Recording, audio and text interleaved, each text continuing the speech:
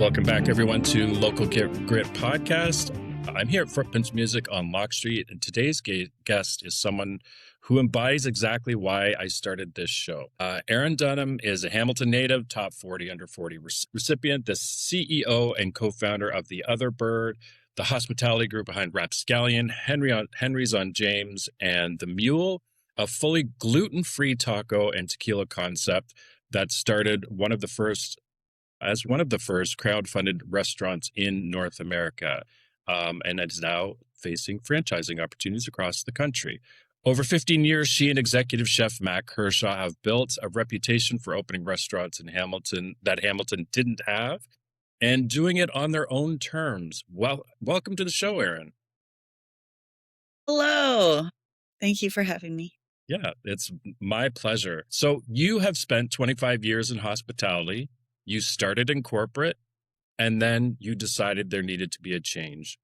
At what point did you say, or was there a moment where you're like, I'm done with this, I'm doing it for myself now?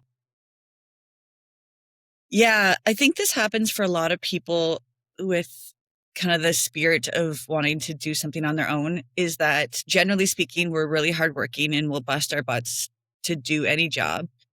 And there comes a point where you're busting your butt for someone else, or in the corporate world for no one else, it seems. And like I was getting raise and promotion, and it was awesome. And it took me a while to realize I was getting that because they didn't want me to go anywhere and they wanted me to stay. But at the end of the day, I'm working every day for like a board somewhere to make millions of dollars a year. Like it didn't make sense for me. And I knew if I spent a fraction of that effort building something for myself, that it could be awesome. Yeah, no, I've had those sentiments. I've worked corporate, and you start to not be able to see the trees from the forest in that. And you also kind of lose your purpose, I found. I didn't have any purpose to my life except to make billions of dollars for somebody else, and it was unsatisfying. Now you have an interesting education because you studied English at Western, but then you got your MBA at McMaster, and some people think that those two are opposites. How have you seen studying English as a benefit? Obviously we know how the MBA has helped you, but has English helped you? My English degree has helped me more than anything I've done, on account of writing has come up a lot in my life, in communication. Like writing, even like right now, like I'm doing some writing for the spec, which is awesome. And it's like a passion, but that ability to communicate and I don't know, like meet people where they are through language and communication is a massive, massive thing. It also helped me a lot during my MBA. The ability to write, honestly, is like a beautiful thing that everybody should have. Otherwise, sometimes your message can get lost. Yeah. And I think that that's a big problem with a lot of businesses, communication, either to the public of what they stand for and who they are, and to interior, like the internal dialogue. That's a great case for everyone to get an English degree. Yeah. Also, well done on your research. I think you're the first person who's ever mentioned my English degree in the history of my career. So nice. Well, I found it interesting because I can see it being a benefit, and I think for that exact reason of what you said, communication is very underrated in businesses. I think a lot of people like the sexiness of an MBA because it is kind of glamorized, but there are core values and tenets that you need, and I think that that's what I found very interesting. That's something that's really unique. Is to use something, and I say this comes up a lot on the podcast. A lot of people use tools that they don't think they're going to need in their business. And I just find that as another example of just how everything in your life can be put in to make your business better, for sure. Now, with the Mule, it was one of the first crowdfunded restaurants in North America. And what made you go to the public instead of the bank? And were you nervous that it wasn't going to work? Obviously, that's going to be a yes, but I'm always nervous that everything's up to work. So that's interesting. So this is two-pronged. So ultimately, I didn't want to do crowdfunding. My business partner, Matt, is always kind of up on the newest trends and what's going on. Banks love us now that we have experience and properties and money. They did not love us when we were starting out. Restaurants are like the hardest thing to get funded, especially by big banks. So at the time we were trying to figure out how to do it. And that was the first big expense because the restaurants we'd opened before that we had done kind of out of pocket, and we had just like earned all our earnings from previous restaurants we'd used to open our future ones. But the Mule was going to cost more, like more than we had and more that we could access. So it was actually Matt who came up with the crowdfunding thing. And I obviously was adamantly against it on account of we run a business. So asking people for charity is pathetic. And if we can't afford it, we shouldn't be able to do it. Right.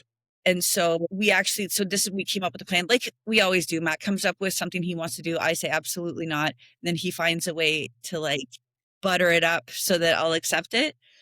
So what we came up with together was that everybody would get like over 100% back on their money. So if they gave us like $100, they'd get $100 gift card and something, or like a t-shirt, or if they got, if they gave us $500, they'd get $600 worth of stuff back. So it Right. became more of a business deal with the donors rather than a charity thing, if that Yeah. makes sense.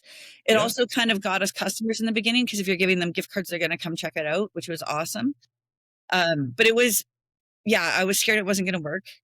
But if it didn't, it's not like we'd be in trouble for it. But it was a very successful campaign. It was awesome. And it was really nice to see how many people liked us, which Yeah. was really nice. Yeah. And like would support us. It was very, Yeah. very cool. Yeah, no, I can imagine that that's a positive feeling. It's funny though that you bring up I'm the no in my relationship with Rachel because we run our music school together, and she's always buttering me up. It's like it's a role reversal in our relationship, and I think that that's what makes it work. Sometimes you do need to, like, I do need to soften. Sometimes I do find I can be like, no, that's my immediate go to is no, and she's always like, but what about this, which is really interesting. Now you I mentioned think that you always have to have a dreamer. You always have to have a dreamer and a person based in reality. It makes it's it true. better. It's true. I think that that's very well said. So speaking of the dream and not the dream, you've opened and closed multiple businesses. So walk us through some of the successes that obviously the Mule is probably, would you say that that would be your shining star? Maybe not. And what are some of the failures that you've learned and but you've learned from that and you're like, never again will I follow that instinct. Well, I've learned too many lessons from bad experiences to say, so I will try to choose a couple. Like every time you close, you learn something. We've just been lucky that we've closed fast enough. Like we close fast. So like it's the same as hiring. Like we hire slow and we fire fast if somebody's a bad fit. It's been the same with restaurants. Try to open slowly, do the thing, roll it out, hire the right staff, do everything we think is right. And then if we find this just isn't a fit for the community or people don't like it, then we'll either flip it or close it pretty quickly. And that was a nice lesson on Ottawa Street. We opened two places beside each other. We opened Snack Bar and except for Kenneth. Hmm. And that was a lesson in like up and coming, like that. We thought the street, I mean, that was 13, 14 years ago now. That street Hmm. was up and coming. It was about to be a thing. And we didn't do I didn't do my due diligence on the demographics that were mostly like young families or people who've been in their homes for 50 years. And they were not going to be the people coming out at night Yep. to support us. Right. So that was like a big, doing more of a like, having more of an understanding of the demographics surrounding your place, especially if you're going to be a local, you need to know more specifically who the locals are and if they're going to want to be your customers. And then we've had a few partnerships with people that we entered because we were friends, and that was a mistake. And we've sold all those places, and like learning is great, but understanding that people who are your friends aren't necessarily your friends in business, Yeah. that is a massive thing. Matt and I obviously have survived that on account of our undying love for each other. Yeah. It's been a tough lesson for us to learn who to like get into business with Yeah. and who to trust. Yeah. And just like, yeah, the knowing when like something's like Two Black Sheep was I believe was the first oyster bar, first cocktail bar in the city. And it was awesome when it was awesome. But after 7 years, there were like 20 cocktail bars and other Right. oyster places. And so it was our like, okay, like we had our time and that was okay. And like we need to stop pushing a concept that just doesn't make sense in the city anymore, whether it did 8 years before or not. So that was nice for us too. It's just, yeah, like every single business we've had, there comes a lesson of like what not to do, and I will never do it again. And like Yeah. that is what I need. But sometimes it's not about a case study in school or what you've seen. You have to learn the things on your own to be like, oh, yeah, okay. And honestly, up until Ottawa Street, like everything we had done had been successful and awesome. So we had never failed, and we needed to fail. Like we needed that to be like, ah, understood. Okay. Yeah. We need to care more about the little details. So it's, yeah. But as far as successes go, the Mule for sure. We just had our 10-year anniversary last September, which was like Nice. 10 years for a restaurant is a really big deal and it's pretty awesome. Yeah. And we've gone from just like a single concept to 5 that we owned. And now we're selling those and opening franchises. And it's like the whole model of the business has changed over 10 years from like an owner operated one off to like a franchise corporation, which is unbelievable and Yeah. so weird to say out loud. Like, and now we're bringing other people in and it's a whole other version of hiring. Like it's every time we bring on a franchisee, it's like choosing a partner that you're in business with Yep. and that you need to trust because they're like a ambassador for your brand now. And if they don't run things well, then it's reflects obviously on us. So it's Yeah. a totally different animal now. Yeah, different pressures. It's interesting that going back to Black Sheep restaurant, I find it interesting that I forgot what I was going to say, so we'll just move on from there. Getting older, you gotta love getting older. It's so awesome. So you've been, Yeah. you're pretty upfront that you would rather be the boss than an employee. How do you bring that energy to your staff without being intimidating? And how do you build team culture when you're wired for leading? Yeah. That's okay. So the not being intimidating thing is a hilarious joke in my company. Like Matt always jokes that like we'll walk into a place and everybody's scared of me. I'm like, I have no idea why. But like I find the people who actually know me, who've like spent time with me, are not afraid of me. But I understand that that is not always the case. So I'm not sure that I'm nailing the not being intimidating thing to everybody. It is certainly not on purpose. And I do not get off on it. It just is what it is. Yeah. But I think that's just part of it. The team culture thing, like from the beginning, Matt and I have just hired in a way that's like people we'd want to have a beer with. Yeah. And I think that that has like escalated over the years to just like having teams that are awesome. The people we work with are like top notch personality, like sense of humor. Most everybody is just, they're just awesome. We are lucky with awesome people. And I like no bullshit on that. Like, I'm not like, oh, we're a family. Like, they're awesome people. And if they aren't, they probably aren't going to last long with us. Yeah. And like, they're responsible for what they're responsible for. And we put a lot of trust in people to do their jobs and not micromanage them. Certainly that's not always true. Some managers, we have to like bonk on the head a couple times to be like, stop when they come in from like a corporate job or something. But for the most part, it's a matter of like trusting in your people to do their job. And like, I'm not doing their job anymore. Like I started in our company as a server and I'm certainly not doing that now. So I'm not going to come in and micromanage how their service goes. Just Yeah. like I'm not going to micromanage my COO because he's really great at his job. And why would I do that? Just like I'm not going to make like it's every single job, they're the expert in their field. And why on earth would I be like putting my thumb on them to try to like control them? So I think that that has made our team environment really good by giving people independence to do what they are awesome at. Yeah. I mean, I did see, just talking about, being the boss and being tough. I The reason why I wanted to have you on the show is because there was an Instagram reel that you posted with Matt where you shared your feelings towards each other.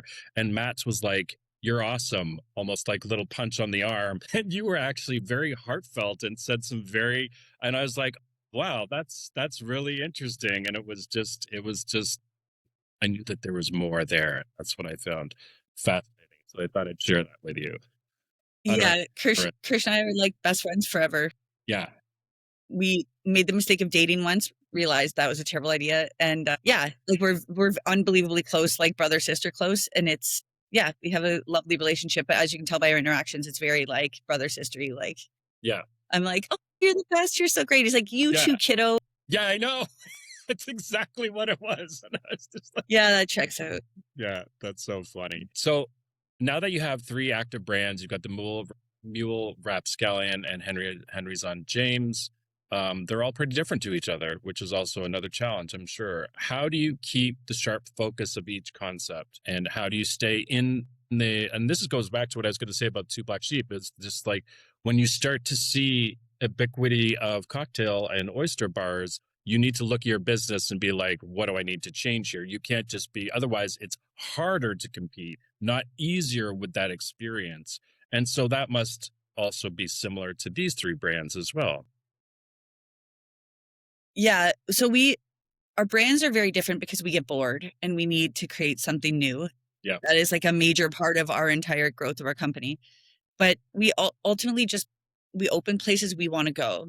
So like Mule's an awesome, cool chef-driven taco place. We want to go there. Like we want a place we can go at 1:30 in the morning and eat and have a cocktail because that's what we want. Rapscallion is like Matt's food now, Tyler's food. Like it's just chefs making good, interesting food. And it is its own thing, right? Like you can sit in the front window, have a cocktail and a snack, or you can like go in and have like a nice experience and everything in between. And then Henry's is like the music venue steakhouse vibe, like the old school. It's just like, again, if I go to Chicago, I'm going to like a place like Henry's that has music and steak and makes you feel like you're in another place. Yeah.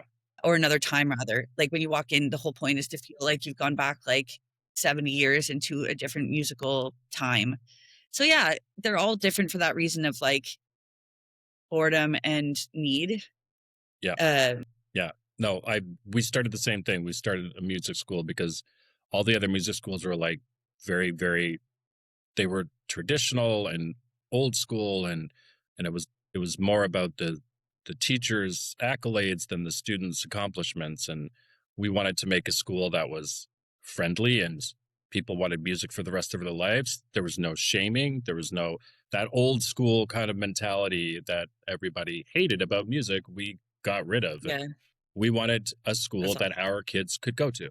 And that's exactly what we built. And I find I hear that more and more from business owners. It's like they're not trying to build something they don't know. And the ones that fail do build something that they don't know much about, or try to make a concept that they're not listening to their customers about, and or don't have enough expertise, and they really want this to work, even though the evidence is showing that that's not working. Yeah. And now the Mule is fully gluten-free, and the menu pulls from Mexican and Central American flavors. How do you keep the food and the vibe consistent as you scale without starting to feel like a chain as you are looking at franchising? So the food is easy enough. Recipes are recipes. We make everything fresh. Nothing's like frozen. Nothing's like, we don't have like a main place where we make everything and ship to everyone. So everything's like made from the same spirit of the recipe, but also has its own kind of, depending on how something's chopped or how this looks, it's going to be a little different at each place, which I think maintains a bit of independence. And the chefs at each place get to like do their weekly features or daily features, which is also nice. Vibe is vibe. We never want anything to be cookie cutter because that's not who we are at all. Yeah. So we have certain things we keep the same, like the artists, like Gord Bond, who is behind me. Yeah. And like, so like, yeah, art, chandeliers, street art, graffiti, that sort of thing is consistent through all of them, but all are individual artists and done uniquely for each space. So they all have a different, they all have the same vibe, different vibe, if that makes sense. Yeah. No, I hear what you're saying. Now, you bring up art. My wife and I can never agree on art. And we finally found one artist. How do you guys agree on what is going to be in there? Because that's a big variance sometimes. That is a great question. You guys don't have to agree. By you guys, I mean me guys, because I decide. Yeah. Just make a choice. So like, yeah, I'm like, oh, this is what we're doing. I actually just text Gord. I'm like, hey, we need 4 pieces of this size. And yeah, it's easy breezy. Yeah. It's And do you look at it from an aesthetic and or business side, or do you want local Hamilton business artists on? Is that important to you, or does none of that matter? You Yeah. just have an overall concept and aesthetic. So as far as street artists, we try to get local street artists for wherever we are Nice. because that makes sense. But otherwise, I will always try to support Hamilton artists because I think they deserve it. Yeah, I agree. They totally deserve it. Now that brings up, so you run the business side, Matt runs the kitchen side. Do you slap each other's hands when you try to go on each other's side, or do you, No, not at all. or you guys both know your roles? So I don't know my role. I consider my role to be everything because if you're running a business, you're running a business. Yeah, you have to know Matt's very everything. good. Yeah, Matt doesn't give a crap about. He likes the design. He likes walking in and being like, "Oh my god, this is so pretty, Erin, great job." But he doesn't really care to have input on it so much. He'll like more give guidance of like a feeling or a thing, and then it's up to me to achieve it. But I do care deeply about like menu items and things like that. So I am a part of the culinary side. I'm certainly not cooking. I'm certainly not making anything. But like when things get a little too in a direction, I'm like, we're inching in a direction that's away from our brand. Like I'll be the kind of person bringing it back. I'm not going to say we should put this taco on, but Yeah. I'm more like the overall brand guidance of the place. So that's Mhm. more my role. And it's that my role kind of goes across the whole company, but certainly in the background, not in the forefront. I'm not making dishes. Yeah. And how do you, how did you decide what the brand was going to be? I know that you said that the vibe will happen and you make it, but there are some North Star features of branding. And what were some values that were important to you, and what did you see that other restaurant that made you unique, and other, you could see the hole in the market? So it's more like a mix of comfort. So it's like something's vibey but comfortable. This is going to be the hardest thing for me to actually describe because it's something that's in my head that I struggle with. I'm not a branding master like some of the people we know in the community, but it's more that like it's an energy. So you walk in and there's like TVs on and there's movement. And like, even if the place doesn't have customers yet, you're the first person through the door. There's music playing. There's like a chandelier hanging. So it feels like vibey and the lights are dim even during the day. Like it's just like a mix of all of these things. I always say the five senses is what a vibe, like what helps constitute a vibe. And so that's what we're going for. The food is the food. Kirsch is awesome. Like I always trust in his ability to come up with awesome menus, but like I don't know. It's like when you walk in, you're just like, you feel an energy there, as opposed to some restaurants you walk in, it isn't there. Yeah.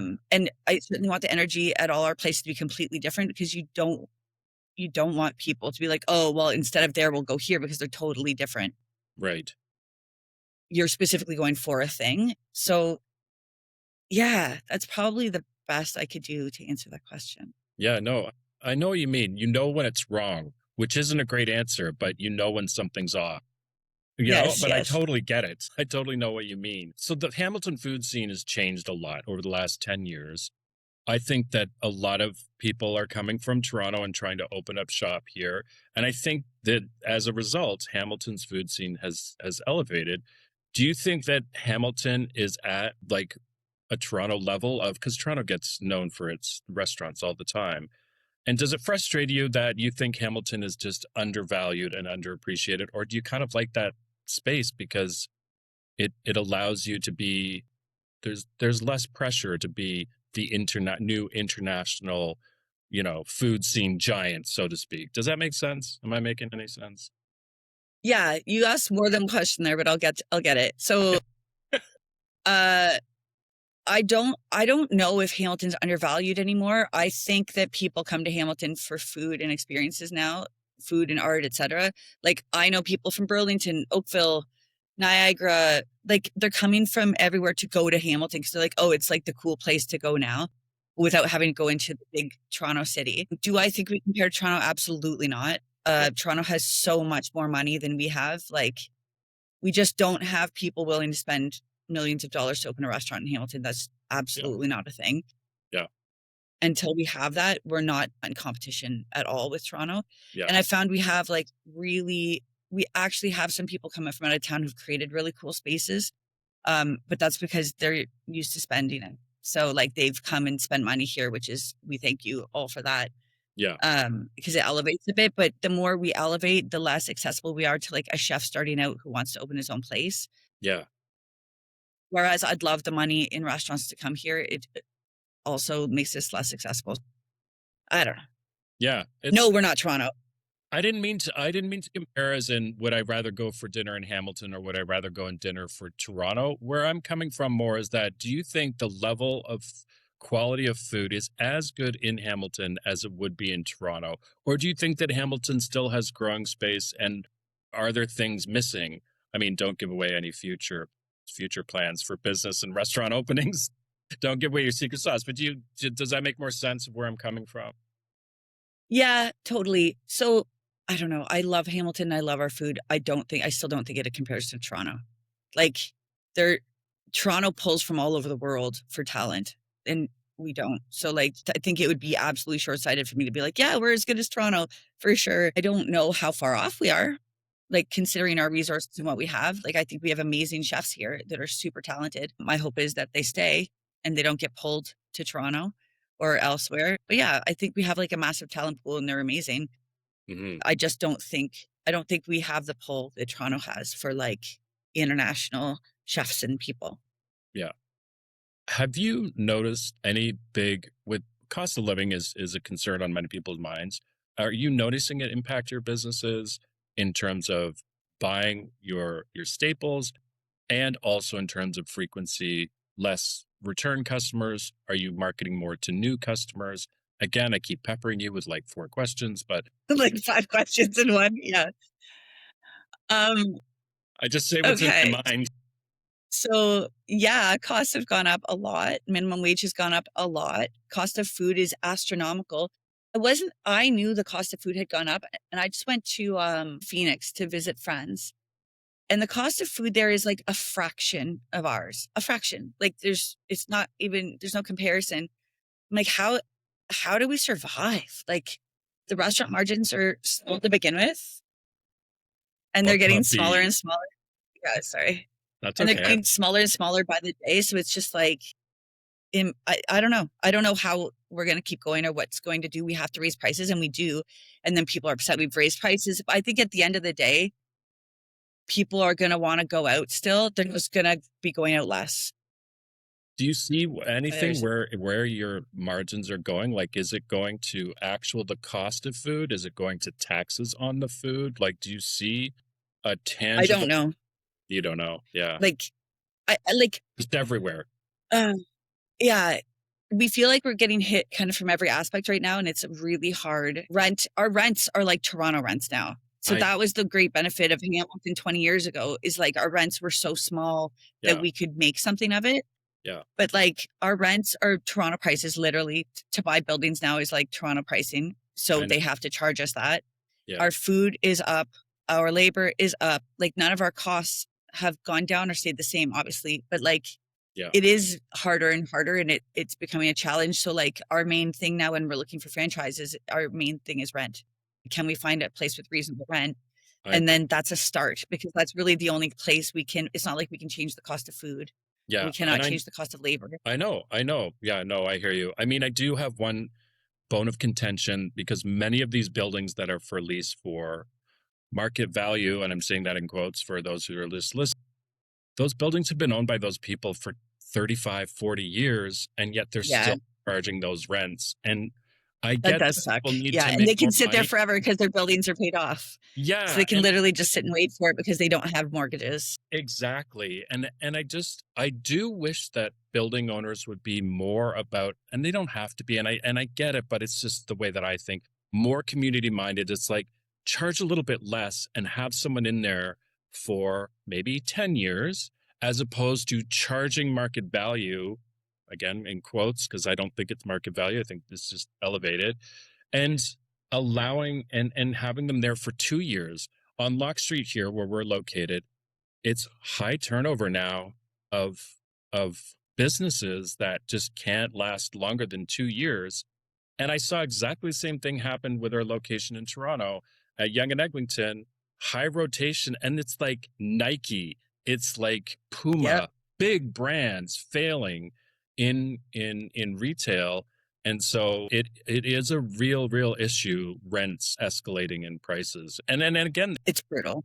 yeah, the city of Hamilton could lower taxes to help, but like there's a lot of things that I could see that could help with that. Our taxes are insane. Yeah. Our taxes are insane. Yeah. Like I've heard that we have one of the highest tax margins in the country. We do. The We do. country. For commercial that's and insanity. for residential. Yeah, we're Yeah. big. So it would be, I mean, it'd be amazing if we could get breaks, but like they're never going to do that because that's how they make their money. So it's like, Yeah. it's brutal. I'm going to start a campaign. So there we go. That's what I'm going to. I can write, I'll be the first signature. Be like, Perfect. please stop taking our money. Please let us just eat food. Craft dinner's boring. Yeah. Okay. Final question. Again, thanks for being on. This has been great. Franchising the Mule is probably going to be most, or if not 100% of your focus for the next little while. And how are, I mean, you kind of answered this, but how is that role of the franchisee is a right fit and a wrong fit? And do you find, like, are you already speaking with people and you know exactly what you're looking for? And is there an on paper and in person difference with some of those things? It's like hiring staff. Yeah. So far we have 3 different franchise groups, and we have decided them through like referrals. And then, do you remember at the beginning where I said Matt and I used to pick staff by who we would go out for beer with? Yeah. So we've literally had dinner with all of these franchisees. We've spent time with them. Like it's almost been like a courting, dating situation where we're like, oh, let's go for dinner. Let's see how you treat people. Let's have conversations. And like we've had enough contact with them that there's no way they can like fake it or pretend there's somebody else. Yeah. We've had really, obviously we won't be able to do that if we had like 40 stores and we have like franchisees coming on all the time. But so far it's been the way we've chosen. It's been very good. And like, they're just aligned with us and our values. And like one of our thing at the Mule is like giving 1% back to the community of everything we make. Yeah. Of our sales, not our profits. So it's like, as soon as we say that to somebody, if they are like, ooh, I don't want to do that, then we know that they're not aligned with us. So we've been really lucky to find like value-driven people, community-based, who are down and treat people well. And we've been lucky. Yeah. That's amazing. Erin, thank you so much for coming on the show. It's been a real pleasure. I hope we can have a round 2. This was a lot of fun. I can't believe how fast that went. And thanks again. Thank you. Can I do a shameless plug for Matt? 100%. Yeah. So Matt Kershaw, my business partner, is opening his first restaurant on his own, and I'm very proud of him. And he's being such a big boy. Yeah. But it's called Lucky Duck, and it's going to open. It's at like Barton and James on the corner, and it should be open in the next month or so. And it's going to be awesome. And he's going to be the person like cooking at the bar, talking to people. So it's going to be awesome. And I need to tell That sounds fantastic. the world. What kind of food is it? Matt Kershaw food. So just delicious, buttery, yummy things that you put in your mouth. Perfect. That's all you need to know. That's amazing. That's huge for him. That must feel really good. Yeah, he's really excited. He's going back to his sitting, feeding people just himself. So that's awesome. That's amazing. Well, Erin, thank you very much. And everyone, we will keep our eye out open for that. Is it open yet? No, not yet. No, not yet. In the next month. In the next month? Lucky Duck. Yeah, very exciting. Lucky Duck. Everyone has to go there. That's an order. Okay. Thank you. Again, thanks, Erin. We'll talk soon. Take care. Bye-bye.